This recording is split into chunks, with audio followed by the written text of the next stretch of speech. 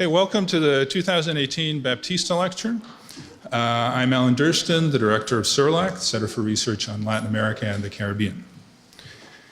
So I just wanted to comment on this stage set behind me. I would like to tell you that it was tailor-made for our event, which is partly about archives.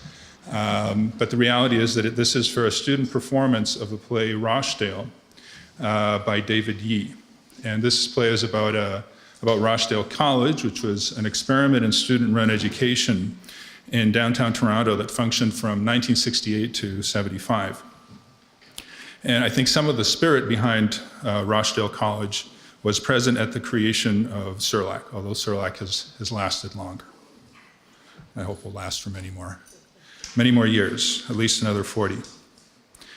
So before I tell you about today's event, I would like to convey a very important message. York University acknowledges its presence on the traditional territory of many Indigenous nations. The area known as Toronto has been caretaken by the Anishinaabe Nation, the Haudenosaunee Confederacy, the Huron-Wendat, and the Métis. It is now home to many Indigenous nations. We acknowledge the current treaty holders, the Mississaugas of the New Credit First Nation. This territory is subject to the Dish with One Spoon Wampum Belt Covenant, an agreement to peaceably share and care for the Great Lakes region. For several years now, the Baptista Lecture has been the highlight of Cerlac's annual calendar.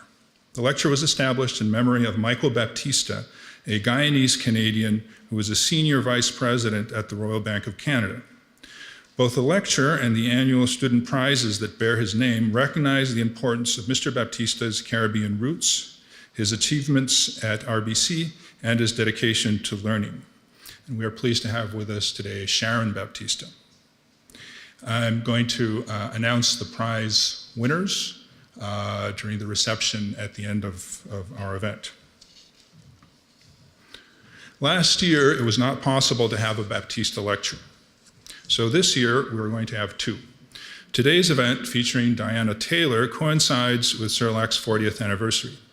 The second lecture will be delivered in May by anthropologist Yarimar Bonilla on the subject of post-hurricane recovery in Puerto Rico. It will also serve as the keynote for the 50th anniversary conference of the Canadian Association of Latin American and Caribbean Studies, which is being organized by Cerlac. So we have a very, very busy year. My colleague Laura Levin, who has co-organized this event with me, will provide a fuller introduction to Diana Taylor's work. I'll just mention that her first two books were concerned with performances of political resistance and repression under the military dictatorships of the Southern Cone. Since then, she has published several more books on performance as an alternative archive of political memory, particularly memories of oppression and genocide.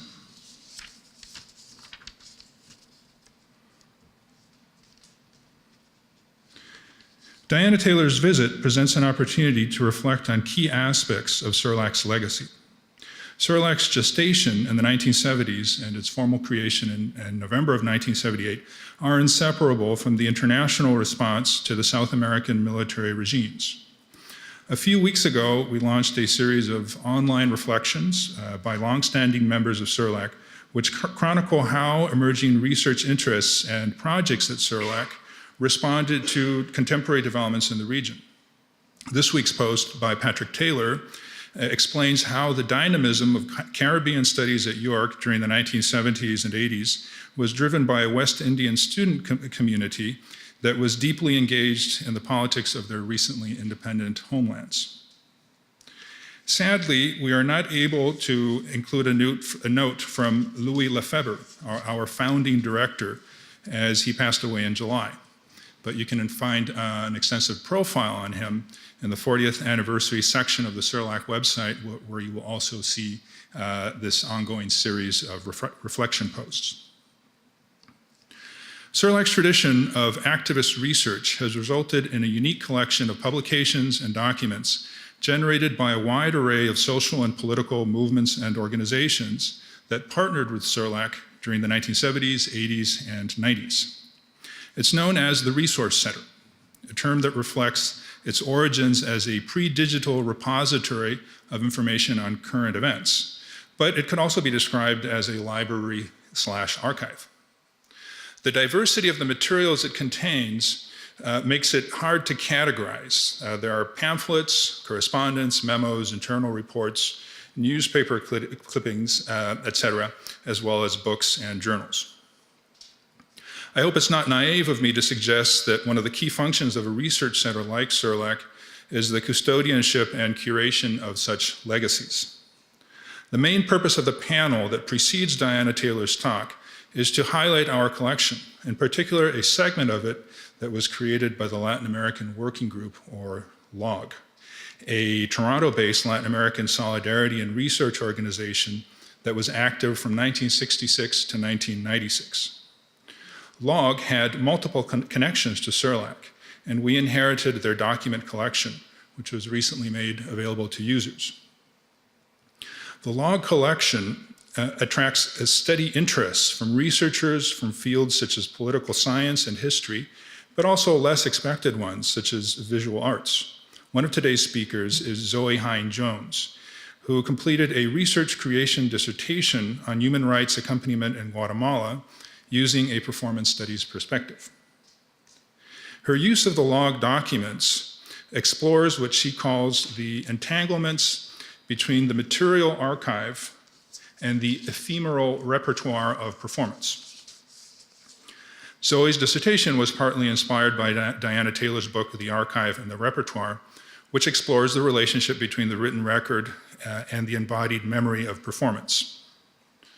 Zoe's dissertation resulted in an exhibit that she has recreated for this event, and we will be able to view it during the break and during the reception in the Fireside Lounge, which is right over here. We have also invited Luis van Ischot, a historian of human rights in Latin America, to talk about the LOG collection. Prior to joining the history department at the University of Toronto, Luis had a stellar career working for human rights organizations in Colombia and Guatemala, among other places, and he was a member of LOG. He thus adds insider knowledge to his historian's tool set when he approaches the LOG documents. I'm going to be the timekeeper, so I want to make sure I don't go over my own time, which tends to happen. When we talk about Cerlac's documentary legacy, it's impossible not to mention Lisa North. And I'd like to use this occasion to acknowledge her extraordinary dedication to Cerlac. Lisa is a professor emerita of political science at York, and she was part of Cerlac's founding cohort of faculty members. Although she retired several years ago, she continues to be one of the driving forces behind our center. I will not mention her scholarly contributions because they would deserve an event in their own right. Hardly a day goes by when Lisa does not have a new proposal for a Cerlac event or project. I think it is fair to say that our collections would be sitting in boxes were it not for Lisa's efforts to organize and make them available to students and researchers. Lisa works alongside Cis Levo, who was the Latin American Working Group librarian, and who continues to classify and organize the documents. Lisa, Cis, and a number of other volunteers combine the role of activist with that of archivist or librarian in interesting ways. Cerlac operates with a skeleton staff, and support for managing specialized collections is very hard to come by. So this labor of love is both essential and deserving of recognition. Shortly, Lisa herself will tell us more about the development of the Resource Center, and I've also asked Alan Simmons, Cerlac's second director, after Louis Lefebvre, to share some reflections. To wrap up my introduction, I'd like to thank our speakers, in particular Diana Taylor for being here. Laura Levin from the Department of Theatre was instrumental in organizing this event, and I'd like to acknowledge the support of the Department of Theatre and the Performance Studies Canada Speaker Series in making it possible. Last but not least, I want to thank Camila Boniface, Cerlac's coordinator, who somehow manages to keep the center going on a part-time appointment. So next, I'd like to ask Celia Haig-Brown, York's Associate Vice President Research, to say a few words of welcome on behalf of York University. I should mention that Celia, in addition to being Associate Vice President Research, is a professor in the Faculty of Education.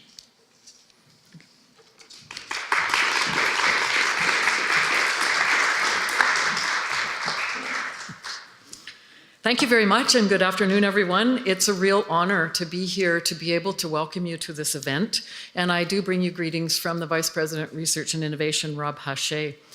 I have to say, I think my major purpose here is to sing the praises of Cerlac, and particularly all of what it has contributed to York University in terms of scholarly work, reputation, involvement with community, the archives, etc. And yes, all on a minimal budget. I hear Alan and I keep thinking, well, maybe I should find some more money somewhere. You know, that would be a great idea. Part of my responsibility as Associate Vice President Research is to work with the directors of the organized research units. And through that work, I've had the opportunity to get peeks into what Cerlac is doing. I also have some other slight involvements that I'll talk to you about as I go. So in terms of this event and the annual Baptista lecture, our Activism, Archives and Performance, commemorating 40 years of the Center for Research on Latin America and the Caribbean, this is time for congratulations. This is time for recognition of Cerlac as Canada's oldest and largest Latin American Caribbean research center. It really is a remarkable accomplishment, and I congratulate everyone who has been involved here.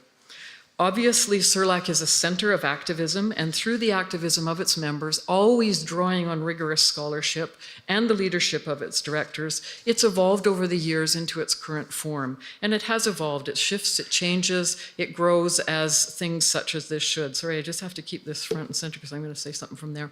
And it is really a unique entity for its interdisciplinary and multidisciplinary research for Latin America and the Caribbean, their diasporas, and relationships with Canada and the rest of the world.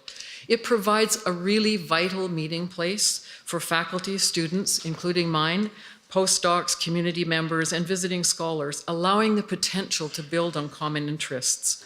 And I did write to my student to say, is there anything you want me to say about your time with Cerlac? And she said, yes, definitely. Cerlac offered her the first space for, quote, interdisciplinary exploration of her methodology through invitation to present her grad research, and was really a hub of the Caribbean creative community. So I think that just gives one sense of how much Cerlac means to many people as they come to York and participate here. It supports projects, again, recognizing how limited the funding is for administration, et cetera. It facilitates collaborations and partnerships and the co-production and sharing of knowledge, and even grant administration. It's also integral to York's developing mandate of excellence in international and community-engaged research through the production of the high-quality, socially progressive scholarship, which often is done in collaboration with partners throughout the Americas and closer to home. Traversing imaginary, socially and politically structured boundaries between the so-called North and South, and building links between universities and their constituents, Cerlac provides grounding for critical reflection on Canada's role in these interactions and relationships. It is one of many of the varied organized research units here, and again, offers scholars a chance to really interact with one another in a cross-cutting axis of intellectual engagement. It furthers research intensification at York by providing support services for fellows projects and collaborations, training new generations of regional scholars. I'm never sure about that word training. I find it a little iffy from the Faculty of Education, but you know, education is going on. Mobilizing knowledge to media, policymakers, and broader communities, and programming events and other opportunities for scholarly exchange, such as this one. For these 4 decades, Cerlac Fellows have published critically lauded works in a broad range of disciplines from economics to fine arts, and its major conferences and lecture theories have informed the Canadian public about critical issues facing Latin America and the Caribbean. With its institution-building projects in those regions, it has also forged a remarkable breadth of linkages with other universities, research centers, and NGOs that provide opportunity for York's faculty and student researchers. Simply put, Cerlac bolsters York's reputation for research excellence throughout the world. For me, a highlight of today will be the talk by the Performance Studies and Spanish scholar, Professor Diana Taylor of New York University. And I'm very excited to hear performance as an expression of scholarship. I myself have been working into using documentary film as the expression of my scholarship, and I love the idea of ranges of production of knowledge beyond text. Co-organizer Laura Levine will give you more details on Diana and who she is, and thank you, Laura, for all of what you've done for this organizing as well. And as I expect you've seen from the stunning poster, and something that surely insists we pay attention, her talk today is focusing on Guatemalan performance artist Regina Jose Galindo, and particularly the work titled Earth, Raising Questions of Performance and Witnessing in Relation to Genocide. I also had a look at the reflections on the Cerlac website, and if you haven't had a chance to do that, you certainly should. And I have to say, two of those people are here today and will be speaking to you. And I just have to talk about my connection to the two people. Lisa was here as a scholar when I first came to York more than 20 years ago. And I have to say, when I hear the words Lisa North, I sort of have a sense of a name spoken with reverence for the incredible scholarship she has done. And I'm literally, they say, Lisa's here and she's doing, oh, okay, Lisa's doing good work. And so thank you, Lisa, for continuing the wonderful work that you're doing.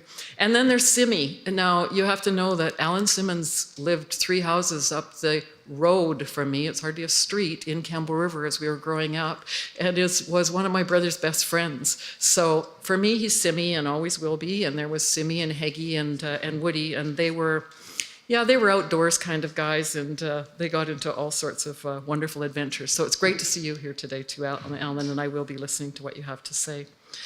So so we'll hear from some of the people who've been involved with Cerlac over the years. We'll hear from the panel highlighting Cerlac's record in supporting activism. And let's not forget, universities' role in very deeply thoughtful activism is something that we all can aspire to, and that many Cerlac members have done exactly that over the past 40 years very successfully. So I think it's a very exciting and engaging program. I'm going to try and stay for as much of it as I can, even though I should be doing something else. It's going to be a treat for me. And thank you, Cerlac, for an amazing 40 years for York University. Thank you to all the organizers as well.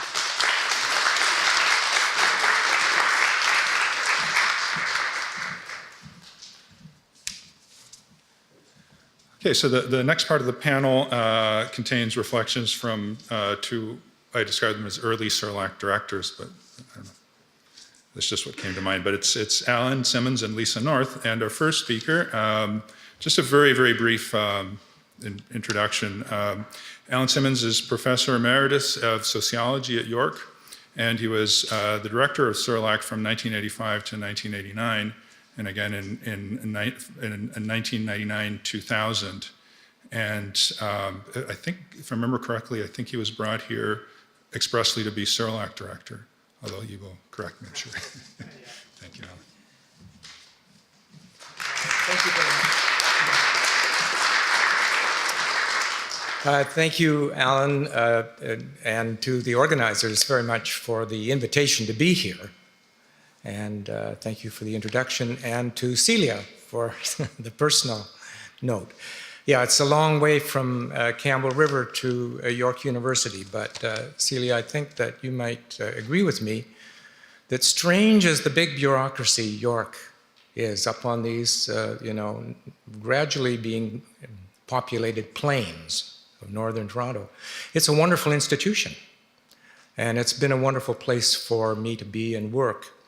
A big part of that has been my involvement with Cerlac, initially as director, but then over the years in working on projects with others, including Lisa, who I think has been a participant, a major participant in many of the major different diverse research programs that we've had since Cerlac got going. I think that my role here is in a few minutes to try and reflect a little bit on what things were like at the beginning, to acknowledge the tremendous transformations, changes, growth, development of Cerlac over time, and our collective indebtedness to all the people who have carried that forward, and to reflect just a little bit on the fact that some of the major challenges of the past are still with us, but they're with us in a different way, because I think of the way Cerlac has found paths to address challenges. So let me just start by saying that I was not at Cerlac at the time that it was founded, which is a bit of a paradox. I had been working at York. I was here from 1970 to 1974, and it was a good place to be. But it so happened that I had other offers, and they also looked interesting. And so I went for almost 8-9 years. I was away. I worked initially. I was away working with ECLAC, the United Nations Economic Commission for Latin America and the Caribbean in Santiago, Chile. They had a training program, to use that educational word. It was a series of 2 courses, both taught by me, one in each term, for visiting people. They were all university graduates. They were working for governments in the region, and they were all trying to deal with the lack of data on a variety of topics and the fact that surveys were now coming into vogue, and that survey data was available, but they didn't know necessarily how to access it. If the data was available, sometimes it hadn't been analyzed. So we ran seminars over 2 years to bring in 20 people from around the region each term and talk about these things and get survey data. Have them do surveys, analyze big surveys, produce reports on them, and so on. It was a wonderful experience. It ended at a very hard moment in time, because that was the end of the Allende years and the beginning of the repression in Chile, which brought a whole new set of concerns and dimensions into my life, particularly around the issues of democracy and of human rights, and of authoritarian threat. So I then came back and I worked in Ottawa for a period of time with the International Development Research Center. And that was also very formative, because what they wanted me to do was to help them develop networks of researchers and to facilitate funding for them. The IDRC, which is still very active and doing good work, I'm pleased to say, had money, but it didn't have enough money. So the first thing they did is start to network with other foundations. So I had a chance to spend time talking with colleagues doing similar work in the American foundations, Rockefeller and Ford in particular, Population Council, also Rockefeller funded. But by spread from that, you were soon talking to people in USAID and their programs, Swedish SIDA, with their own kind of IDRC arm, Cerlac at the time, and with the Dutch, who were progressive and were trying to sponsor research networks. So I came at the end of that to an appreciation for the difficulty of organizing research and organizing research networks, the difficulty of finding funding for such networks, the way in which it was being approached at the time, and a desire to return to do more research myself. And it was about that time that people here at York, my friends, who I'd co-taught with years before, who said, you know, we have a really interesting program going on here. I knew about it already. I'd been down, I'd been to some of the seminars.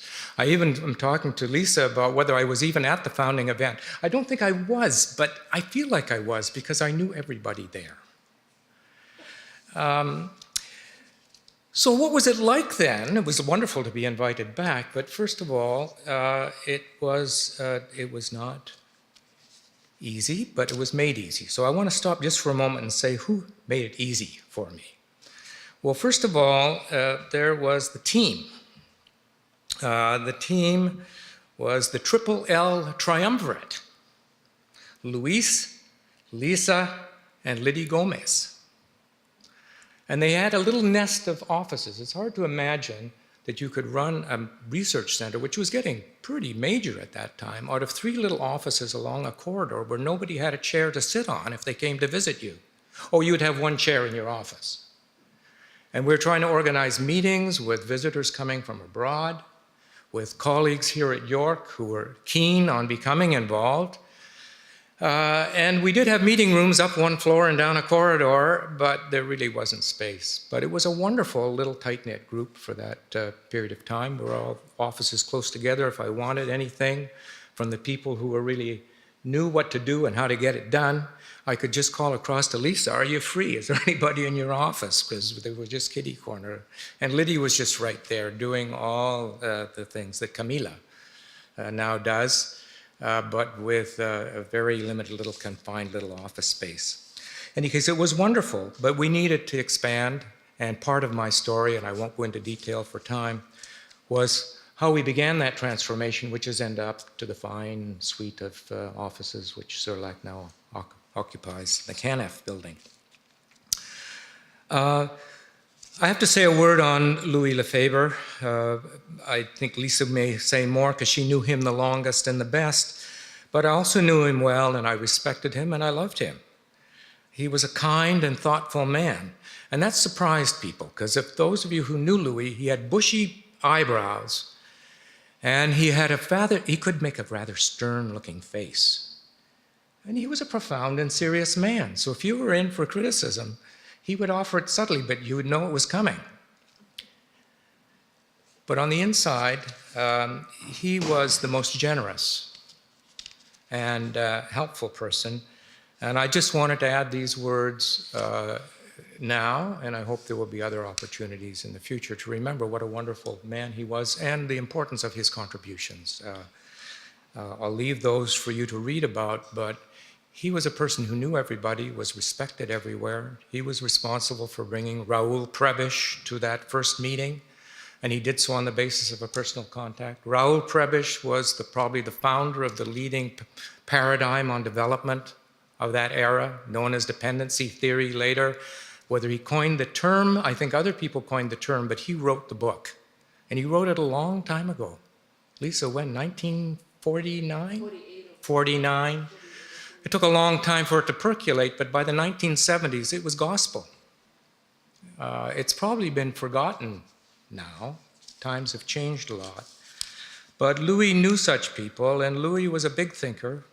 I tried to read all of Fernand Brauddel's 3 volumes on civilization and capitalism from the 15th to 18th century. I'm still stuck halfway through the 2nd volume. But bless you, Louis, and sorry, I feel that you're here in spirit. All right, so let me turn now very quickly in just 4 or 5 minutes to 5 points, which are the challenges which Cerlac faced in the past, which I think regional, multi-disciplinary regional research centers face today. One is the challenge of outlook. Maybe we don't face that challenge anymore. Maybe it's because Cerlac and other research centers have solved that problem. But the issue was, if you know the history of so-called regional studies centers, that is the African studies centers, the Asian studies centers, the Latin America or Caribbean or both studies centers in the world. They have a very concrete institutional history, and there's been quite a bit written on it. But they started probably with the Ford Foundation initiative in the 1950s. But it was so popular that it began to be funded elsewhere, and the US State Department began to fund them in the United States. Leading up to things like other programs that developed in the 1960s and 70s. And of that, there were 2 things came out. One was kind of an elitist notion of what such centers should be. And there was some of this going on in Canada too, by the way. That somehow or other we somehow in the North. We weren't we together with our partners in the South. We were analyzing something and we were trying to figure it out. And then the problem for us was for we to suggest what we were going to do. This elitist message was still pretty prevalent when I began to get involved in development issues. it was still lurking around the corner when Cerlac was being founded. I don't think it really began to disappear until maybe the 1990s, 2000. But the interesting thing is that already prior to this point in 1978, students who had been in university, particularly in the United States, but emerging so in Canada in the universities, where this kind of regional vocabulary and this perspective, this optic was being applied, were resenting it. They rejected it. Many of their co-students were from the South, and they had a completely different view as to who was we and what should be done. And they'd already begun to organize what I would call an oppositional, a critical oppositional framework for what regional studies should be. And I was part of that. I did my doctoral studies at Cornell. I had originally been in BC, Vancouver Island, but Cornell. And that had already begun there. And the students had already organized a Latin American Studies Association, which was very critical. Cerlac began with that right from the word go. So I think that Cerlac has always had that tradition, and that's been terrific. That wasn't the challenge. There was still some challenge of vocabulary emerging. Because if the critical outlook that we were adapting was the Prebisch outlook, was dependency theory and all the authors associated with that, it was becoming increasingly cumbersome. It really wasn't the paradigm that many of us wanted to work with. It was too frozen, it was too top-down, it wasn't emancipatory, there was very little bottom-up in it. And over time, we did evolve the vocabulary. It's now the global South, broadly speaking, but it's a complex term, and it's understood as such because anybody who uses it knows that the global South exists in the North, not just in the South. It refers to low-wage labor, and it refers to other kinds of marginalization, which is global, worldwide, and penetrates all society. The other term that I think that we invented and was really key in my own research was the notion of transnational and transnational linkage and transnational solidarity and transnational work. You're not looking one way or the other, you're looking back and forth and you're looking in interaction. But those terms did not necessarily always come easily to everybody who was working in the field, and I remember some of the challenges, even though I congratulate Cerlac for being among the groups that not only went with the way things were going, but pioneered in this kind of thinking. I think particularly in the work done since about 2000 on the mining sector and so on. Speeding up, because Alan's got a sign there, the issues of what is a region was highly problematic to Cerlac to begin with, because was the Caribbean a region? Was the Anglo-Caribbean a region? What about the Francophone Caribbean? Hispanic Caribbean? Oh, is that Latin America? What are we talking about? There was a lot of debate about that, but in the end, Cerlac took the right direction. It said, look, we are starting increasingly to operate from a global, transnational framework. These regional differences are important, but they're not something to dwell upon because always you have to be operating at levels of scale. The local is always regional, it's always hemispheric, and it's always global, and vice versa, operating down the stage. It's not to say that that still doesn't create that the vocabulary we have is still not all resolved, but one of the issues that we faced back then, I think, has been largely resolved as well. That helps, and that is what is interdisciplinary? Which are the disciplines? One of the issues in the past was that there was a thrust of interest coming from the regional studies or the Latin American or African studies framework, which emphasized the social and the economic and privileged geographers, economists, to some extent maybe sociologists, tended to leave literature, culture, theater as some other place. History was operating a little bit across the two different kinds of frameworks. But it was awkward and it was a challenge that we were trying to solve. And I'm very pleased to say that Cerlac, right from the get-go, and certainly from my time, really began to see the humanities as being the core of anything that was going to be local and specific. And increasingly, people doing that kind of work began to see their local and specific work as being global.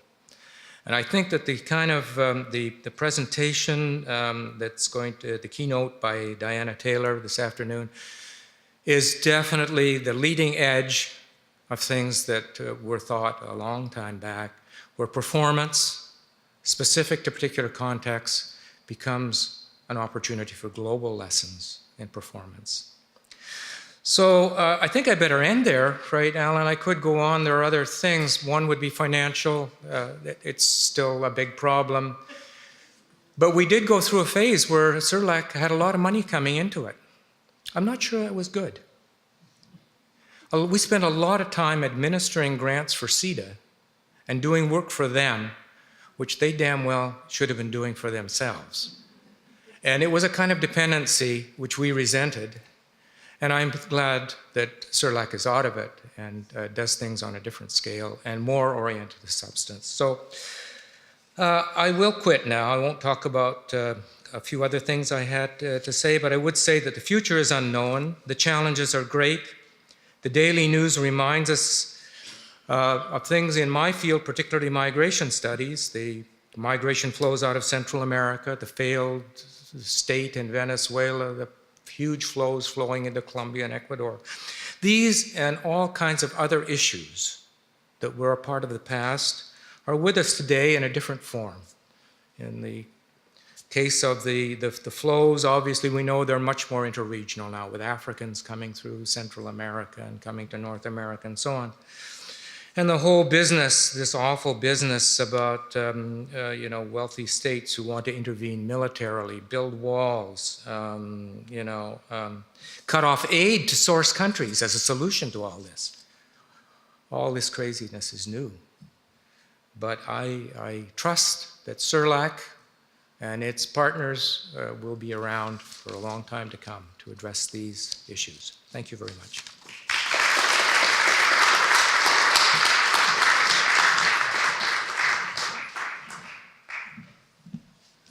So our next speaker needs no introduction.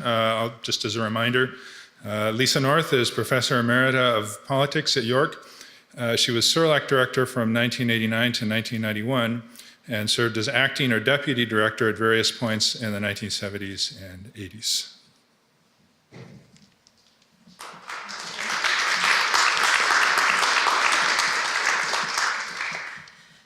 Thank you.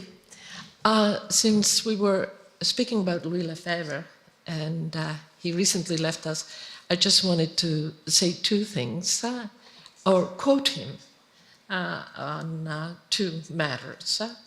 One has to do with the relationship between activism and scholarship, but for myself personally. At a certain point, feeling alienated from the university, I went to work for the Jesuit Center for Social Faith and Justice. And I was working there for a whole year, and I was thinking of leaving the university. And I asked Louis about it. I was mulling it over with him. And he looked at me and took down, as he often did, his glasses and looked above the glasses and said, "Lisa, if you want to maximize your social utility factor, you will stay at the university." That was decisive for me. On another occasion, Alan reminded me of how critical Louis could be, but also of his incredible sense of humor. Just an absolutely marvelous sense of humor. And everybody at one point or another was the object of his criticism. On one occasion, having written a memorandum, the first draft of a memorandum for some issue, that we had with the administration of the university, Louis looked at it, looked up at me and said, how did you get past 6th grade?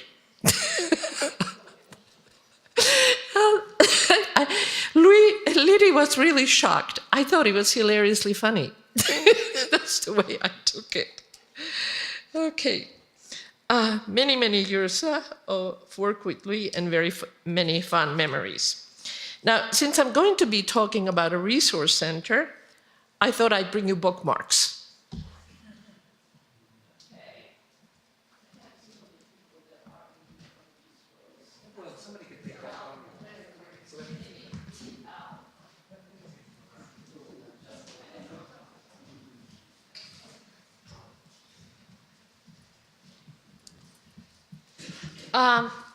That bookmark is the introduction to the resource center. And it is designed as a bookmark that you can easily put in a place where you can rapidly retrieve it, and check it out. And I will do my brief presentation on the resource center by referring to what's on a bookmark. So if you look at the back of it, let's go through the first paragraph here. Our goal is to provide documentary resources. I can't see. Excuse me. Let's see what I can do with this. Okay, our goal is to provide documentary resources to support faculty and student research on Latin America and the Caribbean. Researchers from all universities are welcome. They're welcome to use the very, very diverse collections that include major donations of primary materials, especially by the Latin American Working Group. But not only do we have the donation of the documents, the library of the Latin American Working Group inside our resource center, for the past 10 years, we have had the time contribution of C's level. Occasionally, we have found a way of telling her thank you with a little award or maybe a dinner, but not much. But she's been working 2, 3, sometimes entire weeks for us, and we have had no way of providing her with any kind of a reasonable monetary or material recognition of all the work she has done.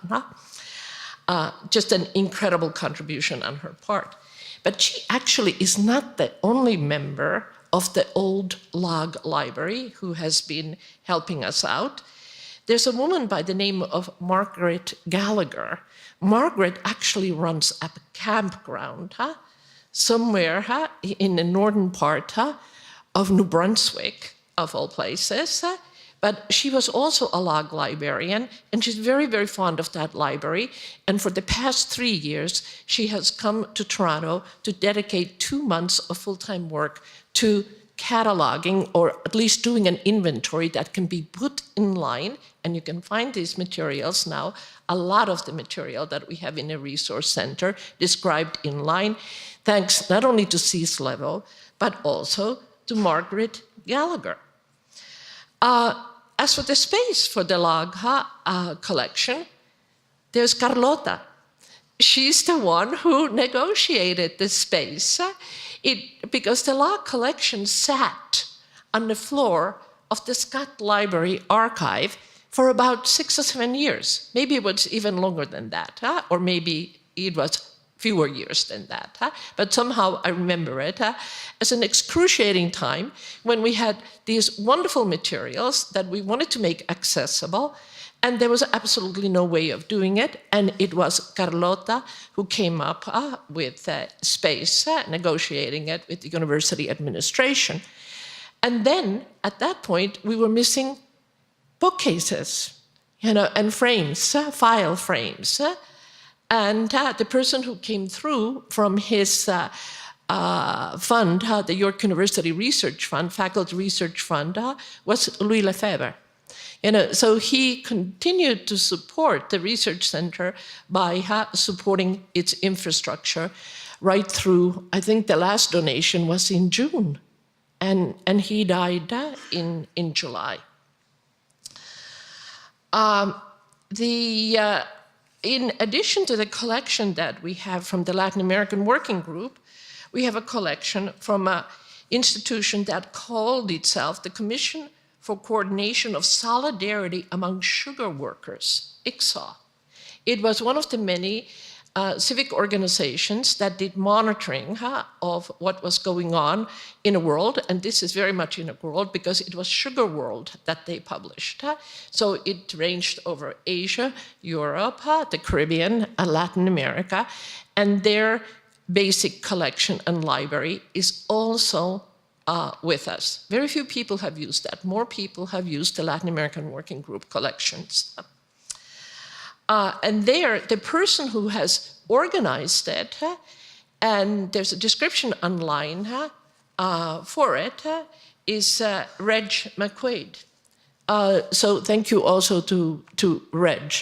The Resource Center has been the creation of the voluntary labor of many, many, many people, but Cease Lever, Reg McQuaid, Margaret Gallagher, Louis Lefebvre are among the principals.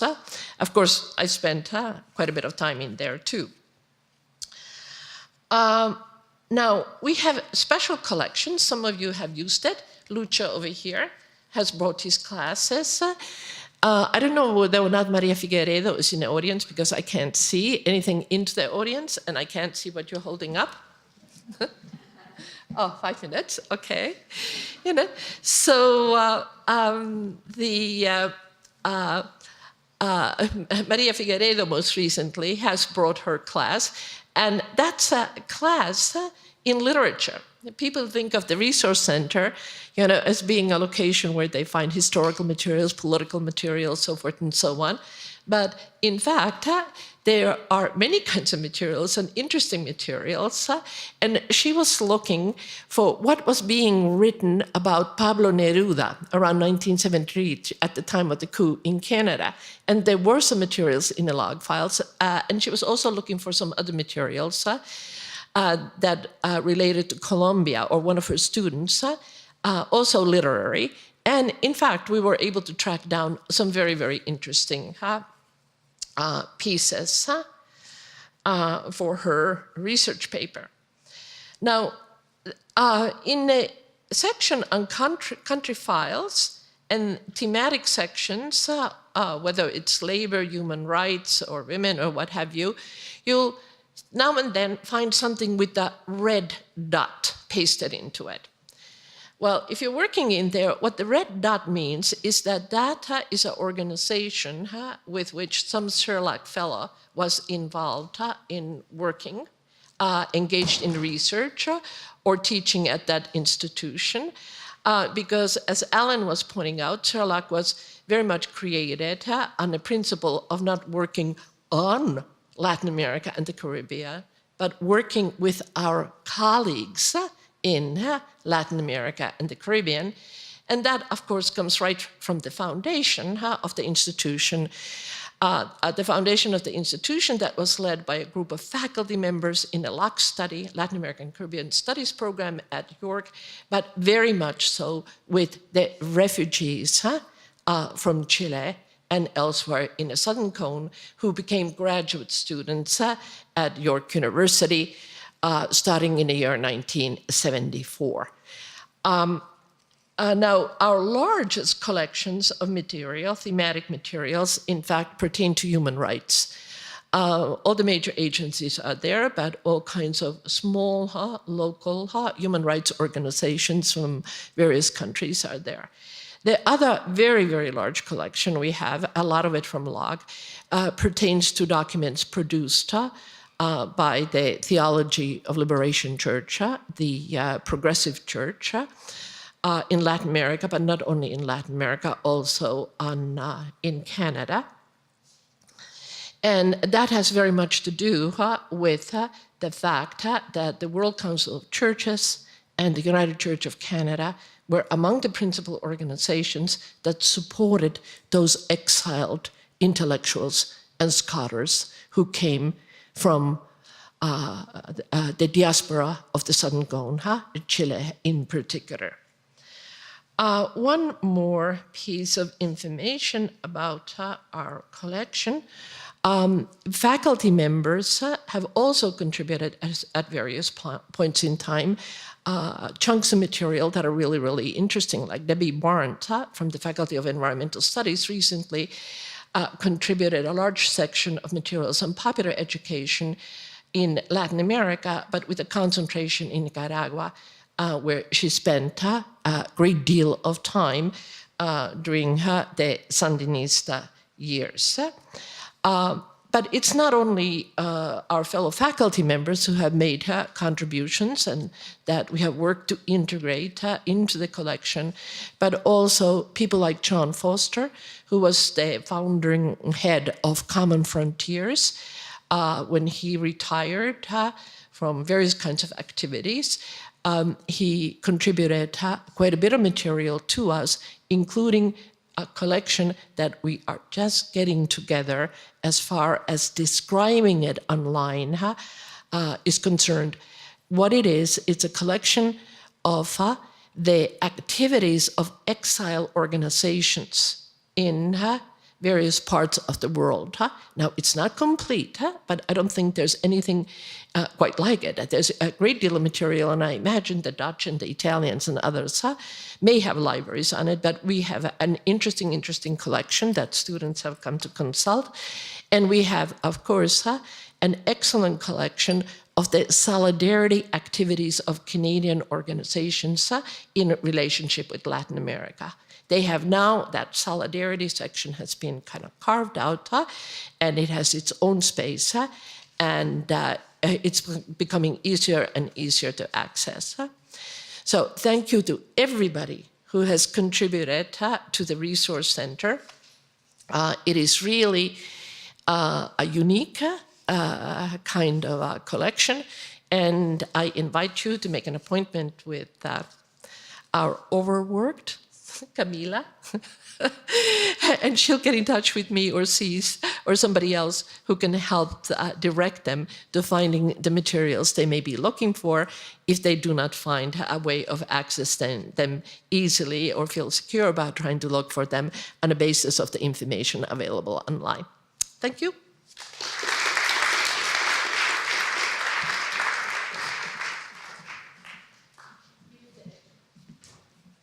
Okay, so next we have two papers from scholars who have worked in the Latin American Working Group collection.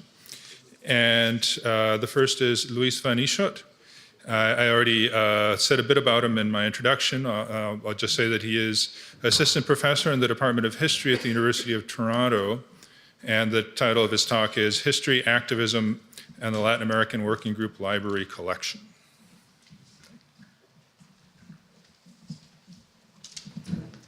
Thanks, Alan. Will this automatically show? You're about to? Okay, wonderful. So I'm just going to back. There we go. It's such a pleasure to be here. Thank you, Laura. Thank you, Lisa, Alan, Cease. Thank you, Camila, everyone who has been involved in this wonderful activity. It's a pleasure. I can't wait to hear the other presentations, but I am also cherishing this opportunity to say a few things about my current research, which includes research in the log archives. My new research on the intersection between popular radicalism, anti-imperialism, and human rights in the 60s and 70s in Latin America has led me to reconsider the way we tell the history of the origins of human rights movements in the region prior to, leading up to the coup in Chile in 1973 and beyond. The log archives provide really rich sources for such an inquiry because the organization was established in 1966, and the organization thus covers an incredible range in time. And it was established as an organization, as a meeting place, really, for Canadians. And by Canadians, I include, of course, Canadians of Latin American origin, working in solidarity with both national liberation and human rights in the region. The genesis, really, of this project for me is the experiences that I personally have had doing social justice and human rights work in Latin America prior to becoming a full-time academic.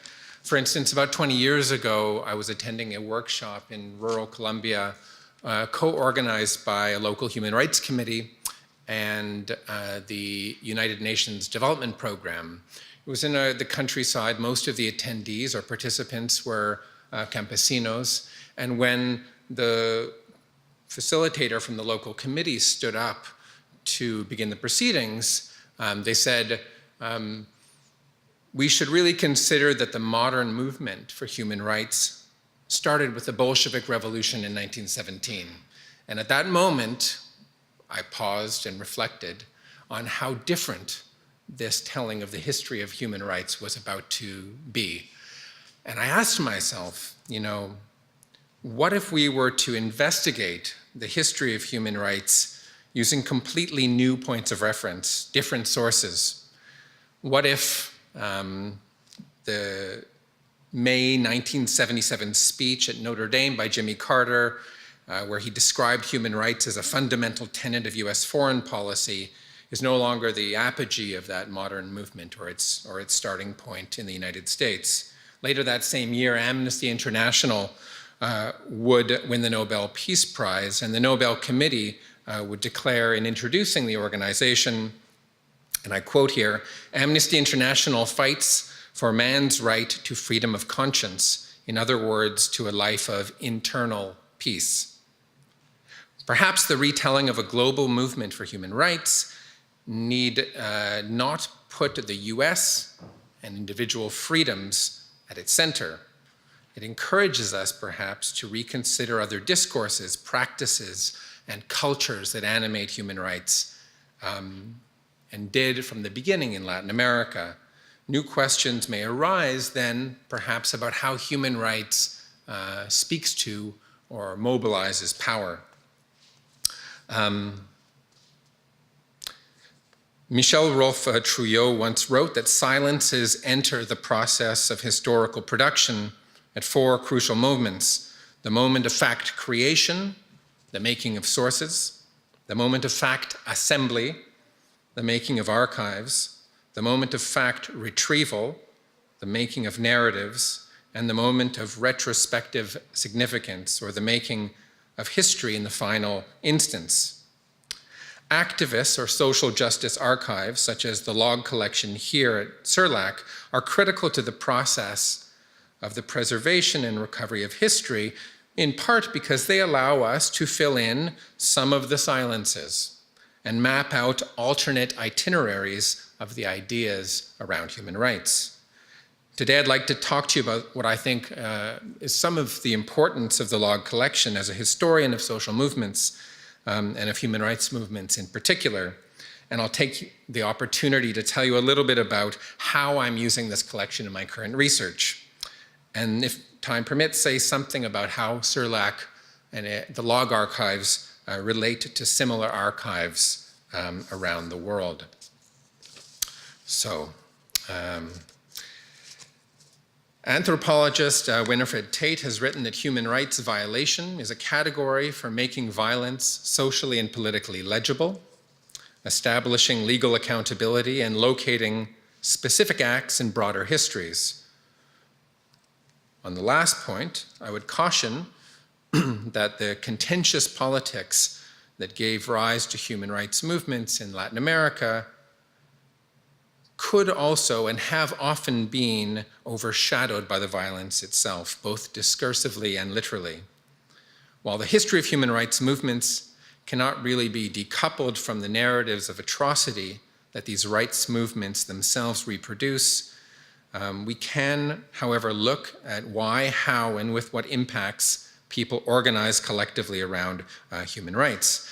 So in my current research, I am using material from the log collection here at York in dialogue with other collections to study a very particular phenomenon, which is the establishment of the Permanent People's Tribunal for Human Rights, which comes out of a series of tribunals on American or US war crimes in Vietnam, and later on state crimes in Latin America, organized in the name of the British philosopher and mathematician Bertrand Russell in the 1960s and 1970s. So to a certain extent, the People's Tribunal and the Russell Tribunal before it are an extension of the anti-war activism, anti-colonial activism we associate with an earlier period. Out of the crises that engulfed Latin America during the Cold War, there really emerge multiple efforts to promote justice. These include the staging of these people's tribunals, whereby, to try and imagine them, organizers put abusive states on trial in unofficial courtrooms, presided over by real international judges, intellectuals, activists themselves, which included many from Latin America throughout the history of this organization. The People's Tribunal, as I said before, was directly inspired by the Bertrand Russell International War Crimes Tribunal, organized for the first time in 1967 to protest the US war in Vietnam, and then reconvened in the early 1970s after Russell's death to protest state crimes in Latin America.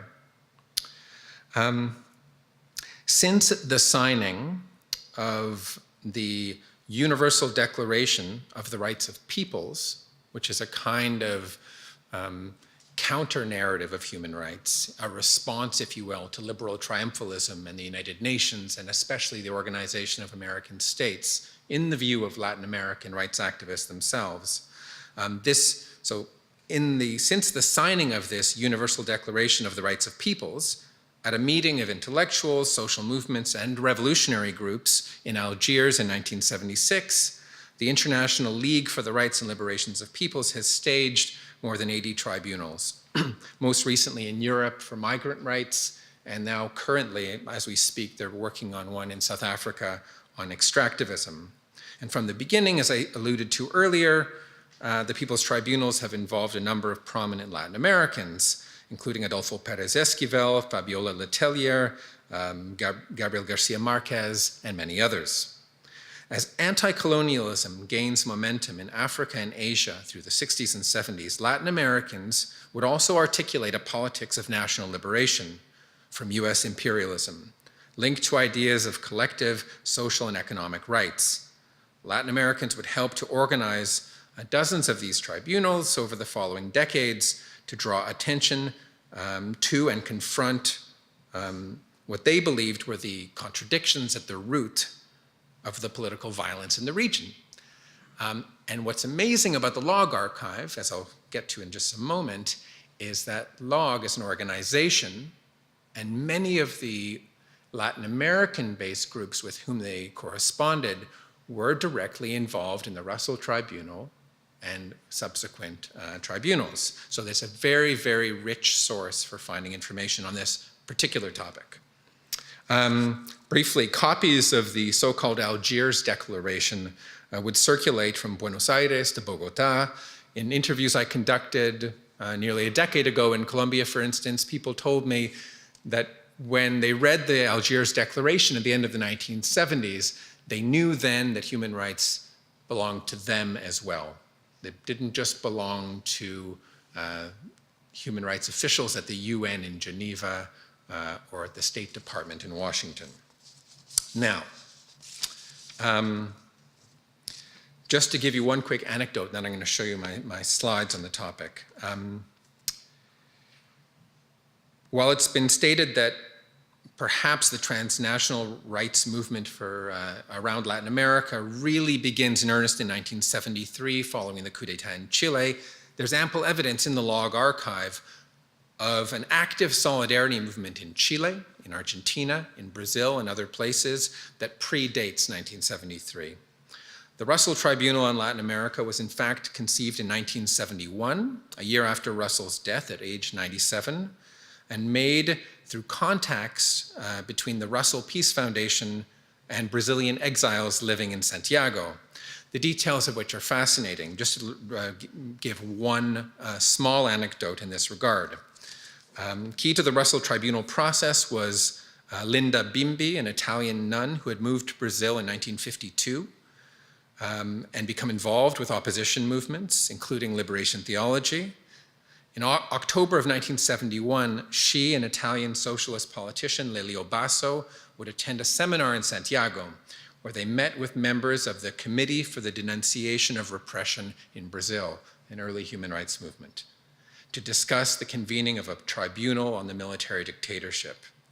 The CDRB, based in Chile, was comprised of exiled Brazilian dissidents, many of them members of left parties, and others as well, including the sociologist Herbert José de Souza, or Betinho, who did his PhD here at York University. Now, unfortunately, I think that what I should probably do is spend my last 2 or 3 minutes showing you the slides that I've prepared today to give you a little bit of an insight into how these documents at the library pertain to the topic of my research. This is the first log newsletter, and take note of the date. It's March of 1973. So again, this is important from a historian's point of view, because when we're looking for origin stories, we'd like to think about the longer history of activism around Latin America, indeed before the September 1973 coup in Chile. Taking us back a year prior, here's one of the early records that I have of correspondence between organizations affiliated with LOG and the Montreal-based Brazil, Solidarité Brazil, on the Russell Tribunal that was convened for the first time in 1972. This organization, incidentally, would feature prominently in networks organized around Brazilian human rights through the end of the 1960s, even in early 1970s. And it's interesting that here, as elsewhere, we would find a lot of this early activism is focused on the rights of political prisoners, which include, of course, a wide range of activists within Latin America, including, but of course not limited to, jailed leftist guerrillas. So this was a major concern of the early movements. Speaking about how the radical left national liberation movements and rights intersect in this early period. This is a publication from 1972 also of the Canadian Committee for Justice to Latin American Political Prisoners. The chapters existed in the United States and elsewhere. This happened to be the Canadian chapter. The members of this organization would include a number of York professors and graduate students, as well as those from University of Toronto. And this is actually, partially at least, a reprint of a Chilean magazine from earlier that same year, Nuevo Hombre, La Violencia de los de Arriba, which was in its entirety almost completely focused on political prisoners. Again, the early human rights movements in the region very much focused on that. And amongst the organizations or the sectors with which they were concerned was the arts sector. And there is indeed a feature interview here. I'm just trying to find my notes.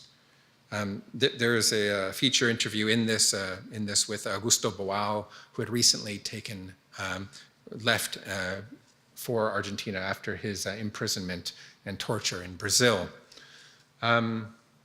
There's plenty of, as I said, material on the Russell Tribunals on Latin America. Here's another example. This is an urgent appeal for support from the Bertrand Russell Tribunal Canadian Support Committee, which was based at LOG at the time. Now, in this letter of support, it says the tribunal, and this is an important kind of point about, again, the scope of what people thought was at stake in human rights struggles in Latin America. The tribunal does not wish to issue a purely humanitarian condemnation of torture and repression, but to go beyond this to an investigation of its political and social causes. Part of this, what I'm trying to do here, incidentally, is to rethink the history of human rights so that we are no longer constrained by the notion that these early activists were in search of a new utopia after theirs had been exhausted or withered on the vine. That many of these rights movements are born in the auge, in the heat of a much bigger struggle. Another fantastic document that I found here at the Log Library. This from the Olga Talamante Defense Committee from Oakland, California, September 1975.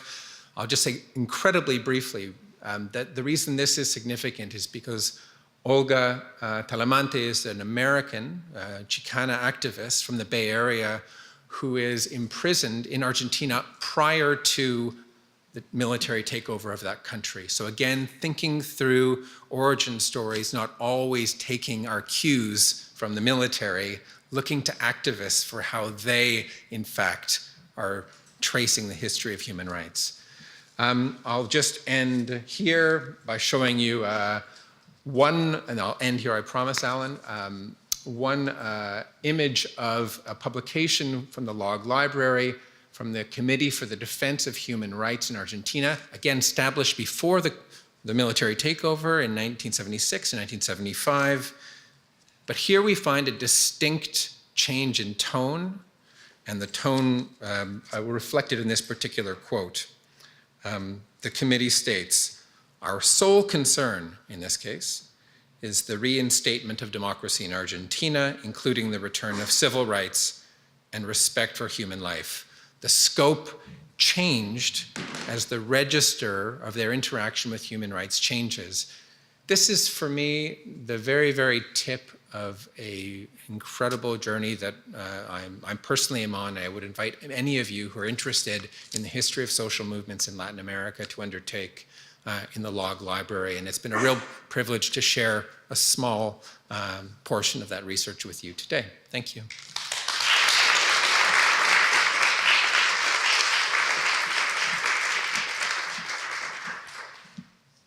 Thank you, Luis. Our final speaker on the panel is Zoe Hine-Jones.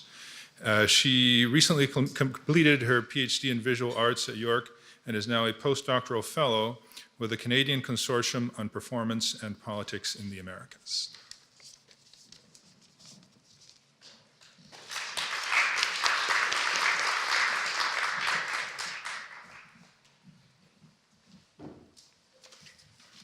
Thank you. Thank you so much to Cerlac and to Laura and the Theatre and Performance Studies Department and the Performance Studies Canada Speaker Series for inviting me to present my work in such wonderful company. It's an honor to be here. So this project, Al lado afuera, beside outside, the performance of solidarity between archive and repertoire in Guatemala and Canada, my PhD dissertation, which is on view in the lounge in a very condensed form, is dedicated to the land defenders, accompaniers, solidarity workers, artists, activists, artivists, scholars, thinkers, and dreamers who perform the labor of environmental and social justice. So I have to thank my committee, Drs. Janine Marchessault, Professor Nell Tenhaf, and Dr. Laura Levin, who guided me through this project with immense kindness, rigor, and consideration. And Drs. Dot Tour and Carlotta McAllister acted as my external adjudicators with equal generosity and precision. Carlotta also served as my supervisor for my graduate diploma in Latin American and Caribbean Studies here at Cerlac. And through the affiliation with Cerlac, I found the support and community that has been truly invaluable throughout this process. This project was made possible through the Pavo and Aino Lucari Human Rights Fellowship and Award, support that was absolutely instrumental in allowing me to undertake the fieldwork in Guatemala and to complete the many components of this project. So I thank you very much for the support. And through Cerlac, I also came to know and to work with the Latin America Working Group, or LOG, collection of solidarity documents, which I will speak about in more detail momentarily. Dr. Lisa North and collection manager Cease Levo have been my intrepid guides through this collection, and I thank them immensely for their guidance and for the generosity to work with these invaluable materials. It's been such a pleasure. And of course, as we all know, Camila Bonifaz works tirelessly to make Cerlac function every day and does so with incredible grace, humor, and kindness. Dr. Alan Durson has directed the center and facilitated many wonderful new developments since I became involved with Cerlac. And through Cerlac, I also met Dr. Sarah Koopman, whose encouragement and insights into accompaniment have been pivotal. The project, Al lado afuera, or Beside Outside, is premised on the idea of human rights accompaniment as performed solidarity, looking at how the embodied repertoire of accompaniment is entwined with archives of solidarity documents and ephemera. Human rights accompaniment, also referred to in some contexts as the process of acting as a human shield or as an unarmed bodyguard, is the process of situating oneself as an unarmed volunteer, assuming a physical presence alongside social activists who are victims of political threats in order to dissuade violence, bear witness, and activate international solidarity networks. Accompaniment in Guatemala began with the refugee return in the 1990s, and this was kind of the starting point. And so now I'd like to play a short excerpt of the video, which is one component of my dissertation project that introduces the practice of accompaniment and its genesis. So it's about a 3-minute excerpt, and then I will talk a little bit about working with the log documents.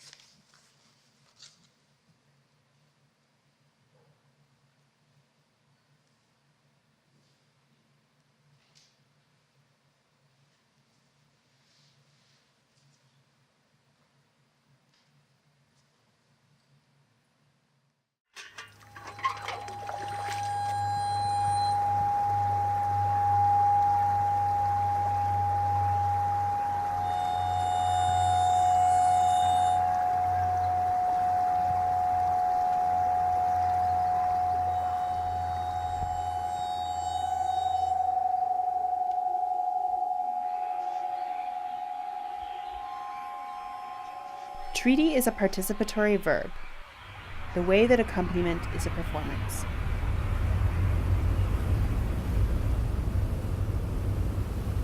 The self bounded by the social, both real and constructed, rehearsed, reiterated, always becoming.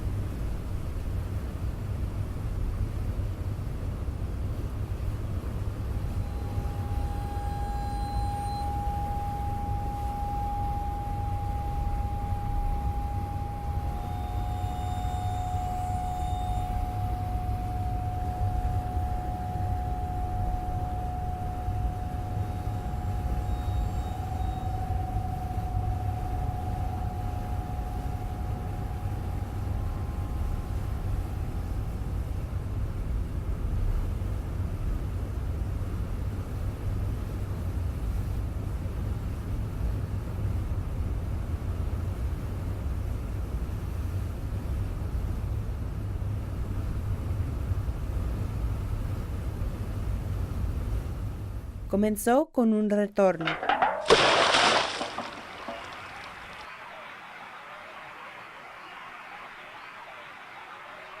$200,000 refugiados guatemaltecos viviendo en campamentos a 3 kilómetros de distancia de la frontera con México en Chiapas.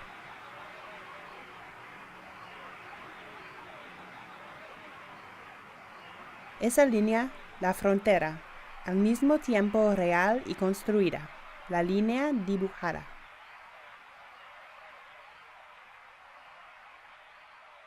Esta vez la línea dibujada sirvió para estos migrantes, los mantuvo seguros.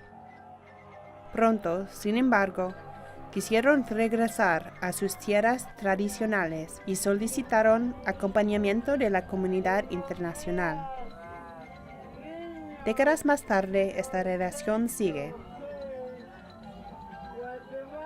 ¿Es el cuerpo de la solidaridad un aparato, una prótesis?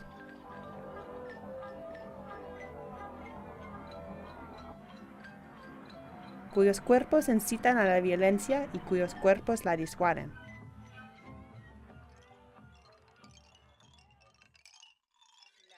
¿Quién cuenta?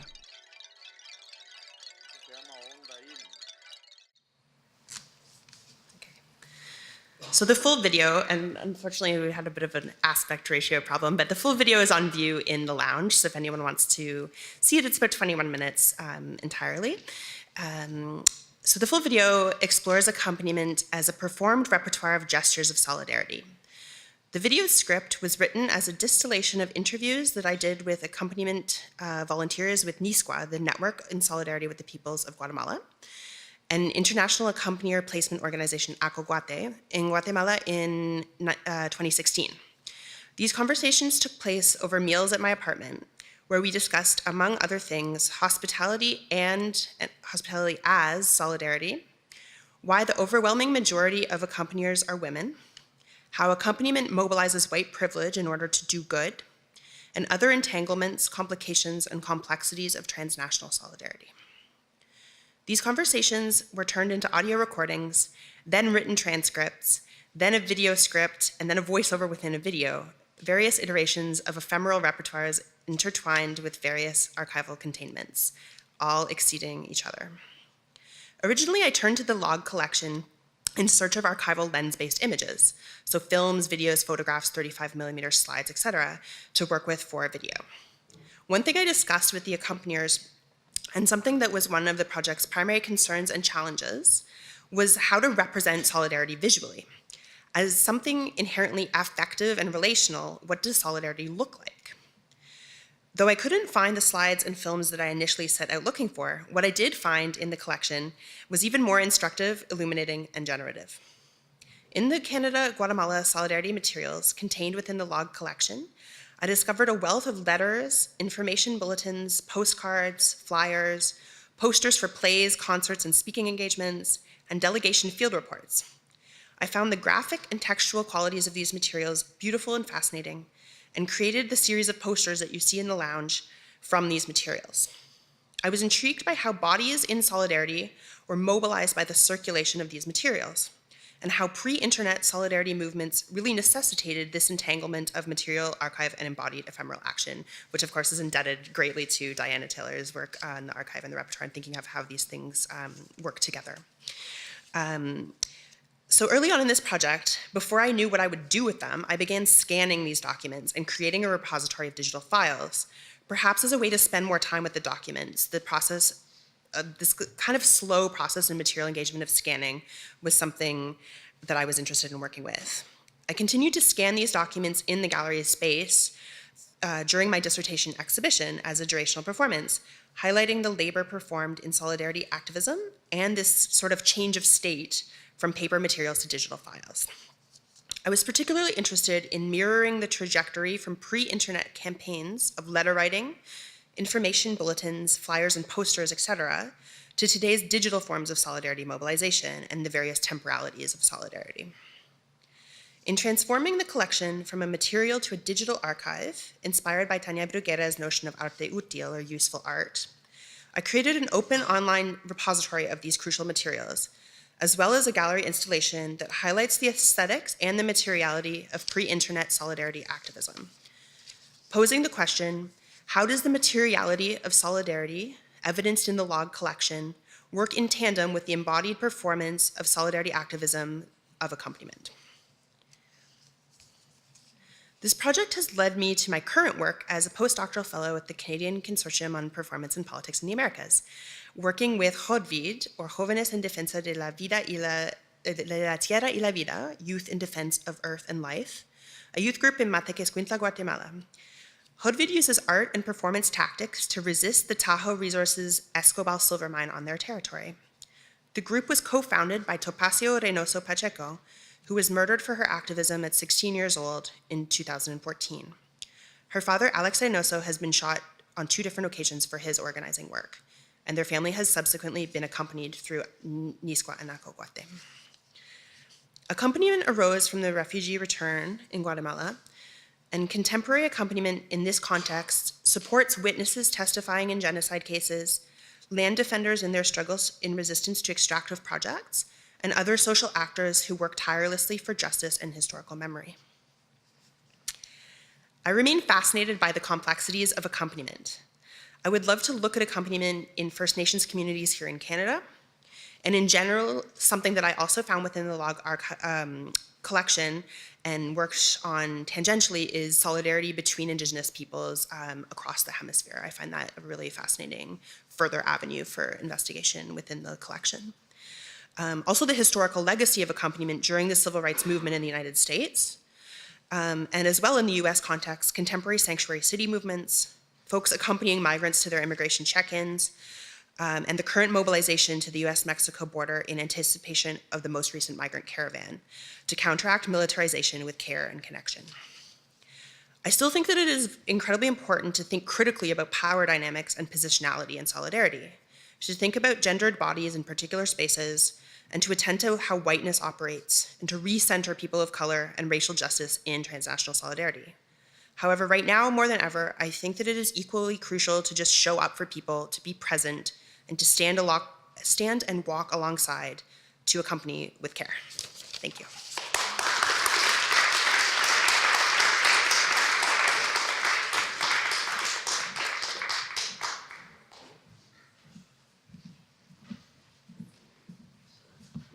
Okay, so now we do have some time for discussion. We have 15 minutes until 3:45. I don't know if I mentioned that the reason why we have to stick to the times is because there's going to be a rehearsal here immediately after our event, and they really need us out of here. But that's still some time from now, of course. So I'd like to invite Luis, Zoe, Alan, and Lisa to join us up here for a discussion period.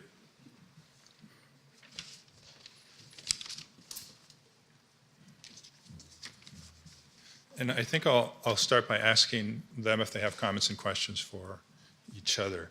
I think we need a...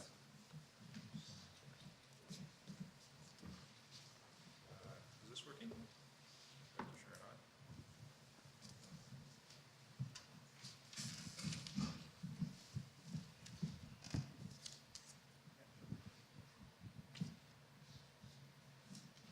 So, would any of you like to pose a question or add some comment? We'll just open it up to the audience. Okay. Okay, let me see here. Would anyone like to ask a first question? Carlotta.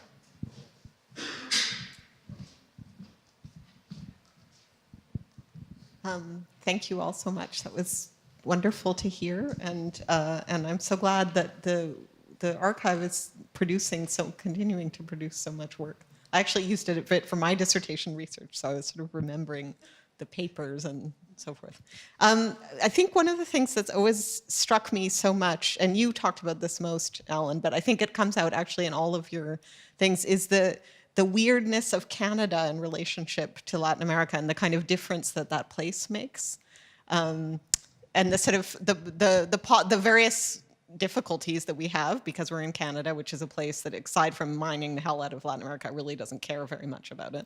But also the possibilities that it provides us for ignoring the United States, all these other kinds of alliances, these more fragmentary, these more difficult, but also sometimes extremely enriching relationships with Canada and with Latin America and the rest of the global South. So I just wondered if you could comment a little bit on that. Maybe especially Luis and Zoe, because you didn't talk about that as much. I'd be very interested to hear what you think about that location allows you to do or prevents you from doing.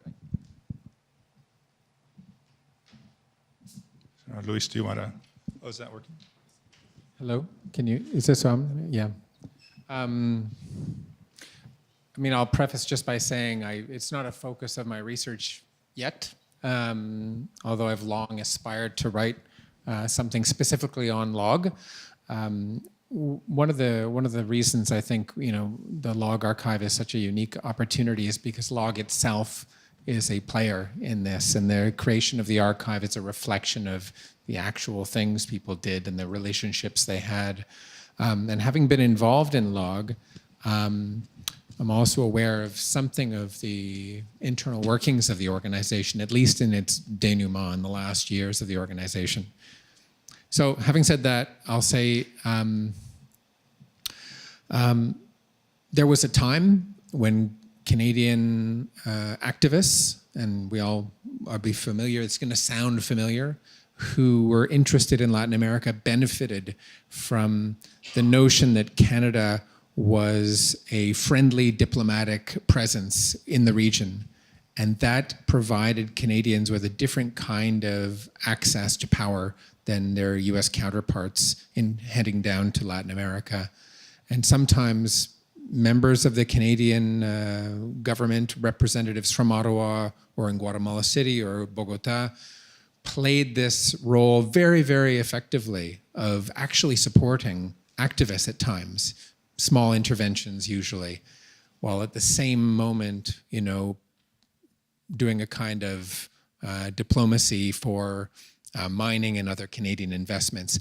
And although we think of it as recent, it's not that new. In the case of LOG, we see, in the case of Chile, in the case of Guatemala, the Inco investments, this goes way back. Canada was pursuing diplomacy for human rights and diplomacy for mining simultaneously. So it was always, you know, and having done some of that work myself, it was always an advantage to be Canadian back in the day.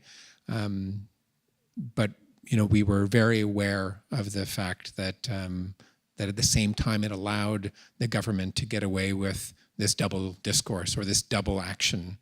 That's my initial response. In terms of LOG as a place, obviously there are fewer Latin Americans in Toronto in the 1960s and 70s than there would have been in New York or the Bay Area at the same time coming. But nevertheless, those who came in numbers, like the Chileans, had a massive impact in defining the agenda, I think, of the organization.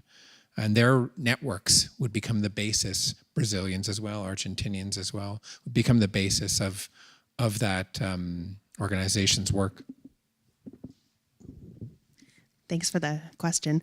I'm really fascinated with Canada as a location from which to do this work and thinking about Canada within the Americas, which is something that we've been talking about with the Canadian Consortium on Performance in Politics recently. And to try to complicate the narrative of Canada as this benevolent, you know, nation of environmental stewards, and to really look at that through, what I'm doing now is looking at that through the lens of extractivism. So yeah, I'm interested in Canada as a location from which to do that work, but also to think about extractivism more broadly than to just think about mining per se, but also to think about how artists, scholars, activists can also kind of extract community knowledge for their own benefit as well. So looking at extractivism in various ways and doing so from the position of a Canadian person. Yeah, I think it's really crucial to do that work, especially at this time, because the Canadian government has been highly involved in recent developments in Honduras, for instance, that has led to this recent wave of migration and various other instances where I think that Canadians, we do need to really consider what that means to be here on this land. And the same things that happen in many regions in Latin America in terms of extractivism are happening on many, mostly First Nations communities here. So to bring these things into dialogue with each other and to really think hemispherically in that way, I think is incredibly important. And yeah, thank you.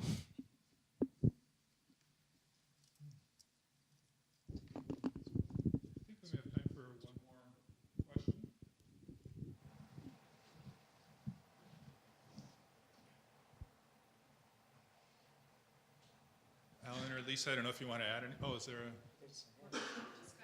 Oh, okay. No, I don't see anyone.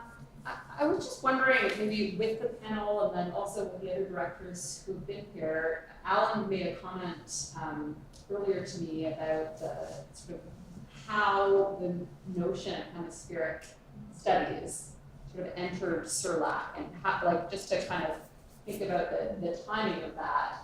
And I mentioned something about Carlotta being influenced by some of Diana's writing around hemispheric studies. I wonder if the term hemispheric was circulating sort of prior to Carlotta's emergence, or that you put this into the mandate as a kind of just because we're sort of tracing a kind of history in terms of the way that we're thinking about activism and hemispheric studies seems a little bit different than regional studies.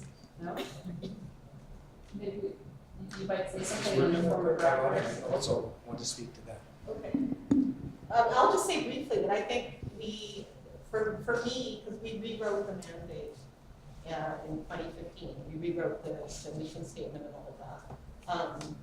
And the hemispheric became a very important part of it. I think in part because we thought that it was implicit, that a kind of hemispheric perspective was implicit in what Cerlac had been doing for so long because of the kinds of things that you talked about, Alan, in the sense that we were always thinking of ourselves as collaborators rather than sort of researchers on and that. So as a way of bringing in the history at a time too when we also, but I think that the difference was that even back then, or at least our perception of how things were in the past, was that it was still that there was Latin America and Canada, or Latin America and the Caribbean and Canada, and that they were separate places. And we wanted to recognize by using this sort of hemispheric construct, which we definitely got from thinking about the Hemispheric Institute for Linguistics. We definitely pulled that out of there, was to recognize the presence of increasing numbers of migrant, well, and there's a long-standing Caribbean presence, but increasing numbers of Latin American migrants here, the mining question, the kinds of solidarities, Afro solidarities and indigenous solidarities that we can think about and help construct maybe even in the Americas by privileging the sense of us as, todos somos America, and we have to think about ourselves in that way.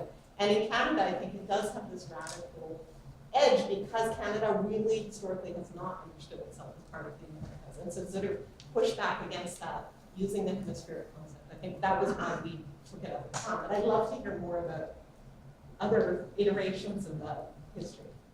I think that's a terrific answer to your question, and I think it is a discussion. I don't know what I could add to this at the moment, except that I can't remember any particular moment when the notion of hemispheric suddenly was just hit us on the face as something new. I think Carlotta's right. It was always implicit that the reflection was always that the Americas was different and Canada was a part of it in an emerging way. It hadn't been there in the colonial past.